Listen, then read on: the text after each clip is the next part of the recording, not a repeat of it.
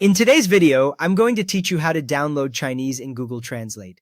We will walk through each tab together so you can use Chinese offline with confidence. Ninoy Deith. Start by opening the Google Translate app on your Android device. When it loads, you should see the main translation screen with two language boxes at the top and a large space for typing or pasting text. If you see a different screen, for example an old conversation or camera view, look for the back arrow until you return to this main view. Once you are on the main screen, tap the language shown at the bottom of the screen. On most phones, this bottom language is the one that Google Translate will detect from your camera or from copied text.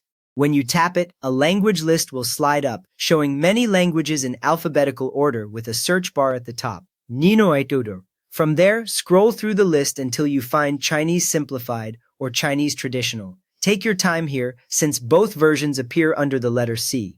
Chinese Simplified is usually used in mainland China and Singapore. Chinese Traditional is common in Hong Kong and Taiwan. If you are not sure which one you need, you can download both, and the app will handle them separately. Ninoy Tutor. Now, tap the download icon next to the Chinese language you want.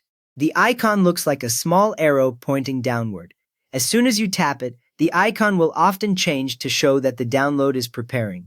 Beginners sometimes tap the language name instead of the download icon, which only switches the active language and does not save it offline. So make sure you tap the little arrow, Ninoit in a Mentrapidman.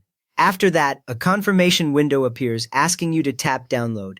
This window may show the file size, so you know how much space the language pack will use on your phone. Go ahead and tap download to confirm. Once you do, the pop-up will close and you will return to the language list. At this point, wait for the language pack to finish downloading. You will usually see a progress indicator next to the Chinese language you chose, sometimes a small circle filling up or a percentage value. Keep the app open until that progress completes.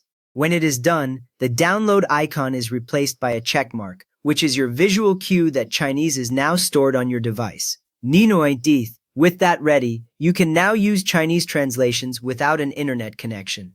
Whenever you choose Chinese as either the source or target language, the app will rely on the offline pack if your connection is weak or missing, and translations will still appear on the main screen. You have just downloaded Chinese in Google Translate for offline use, so if this helped you get set up, please give the video a thumbs up and maybe subscribe for more simple tutorials like this.